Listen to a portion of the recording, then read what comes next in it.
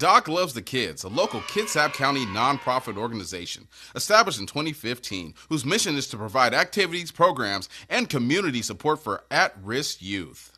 They put the U in community. Doc Loves the Kids.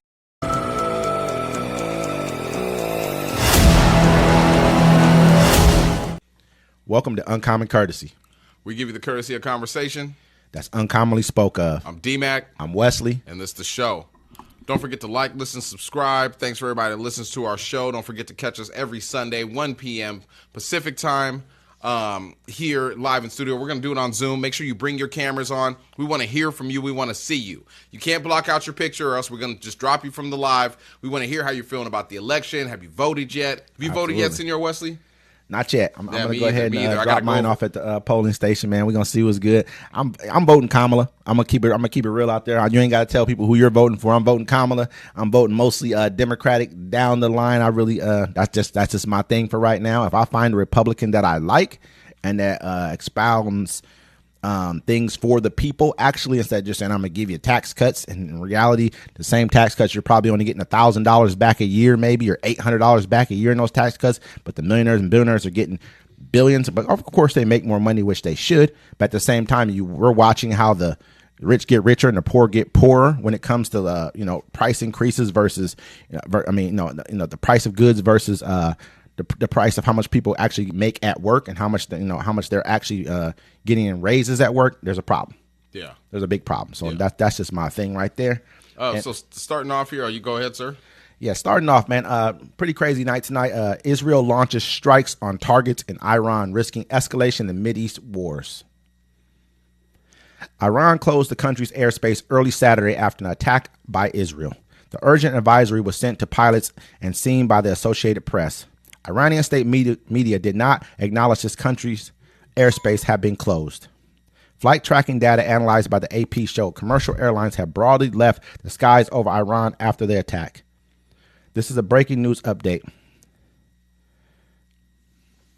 Yeah, man. So, they've bombed Tehran and Nevatin. And so the whole thing, Iran had came out and said, if you bomb anything over here that you ain't supposed to bomb, we're going to cut off all the oil supply coming out of here. And what that's going to do is going to make your gas $20 and $20 a gallon.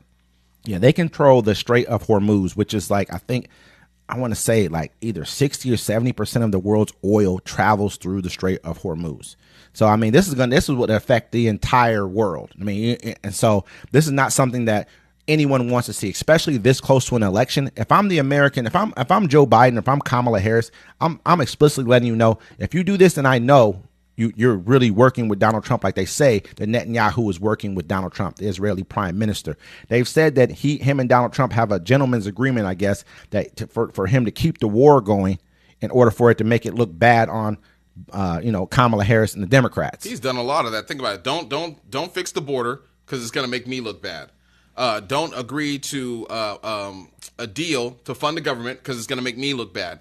Don't let them stop the genocide because it's going to make me look bad. That's great. He's not caring about the American interest. If I was Donald Trump, because I'm an intelligent man, I'd be like, I stopped. I told him to do the border deal. I told him to fund the government, and I stopped the war, and I'm not even president.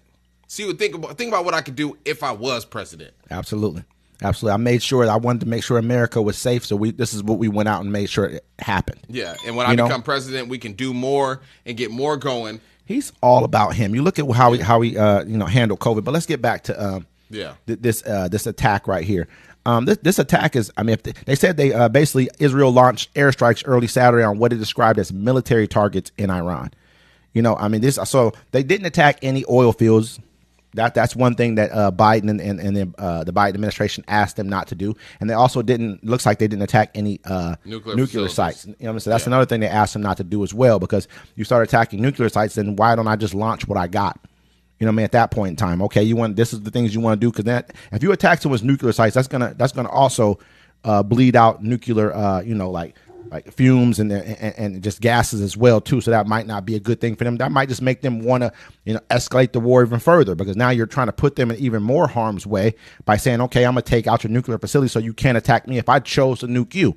So it's just this to me right now, honestly, We're telling Iran they can't. You guys better not do anything back when they attack you. That's like saying let somebody walk in. If you go to school and you walk in and somebody slap you, and then you're not supposed to. Somebody tells you, and you better not slap them back. Yeah, the U.S. has handled this poorly. They're like, hey, they're going to shoot missiles at you, but you better not do nothing, or else we'll bomb you back. All these countries need to bomb back Israel. Bomb them back. America can't do nothing. They can't drag us. That's the whole thing. America can't get into a war this close to the election. Everybody has about a week to do whatever they want to do before things pop off. So at the end of the day, for the interest of Israel, I think we'll step over lines for them. I mean, I watched the town hall. Yeah, I watched the town hall. I think it might have been a CNN town hall or something like that, where Kamala Harris was on there, and this woman asked her, about the Palestinians and what more we can do and how she felt about it, and the way she danced around the question made me sick. I ain't gonna lie, bro. I was just looking at it like, man, this is how hamstrung these people have our politicians, where they can't. A Republican would be like, this is about October 7th. They'll go hard. They'll be like, this is about October 7th. We're Israel. Blah blah blah blah. We're full throated behind Israel. But she tried to dance around it to not give too much of a sense of we're not behind behind Israel. And we want to help the Palestinians. She made it. It just was she sick, has to do what she has to do. And just like Van Jones said it, he's like, look, they're not taking the same test. Yeah. You know what I'm saying? Donald Trump is allowed to be lawless, and she has to be flawless.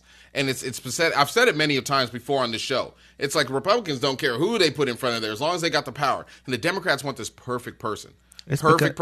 All the marks, all the boxes, and that person, it's invisible. It's never going to happen. We're not perfect. That's a very good point, man. But do you see why though? Because look at the people who they cater to. They cater to people who care about other people.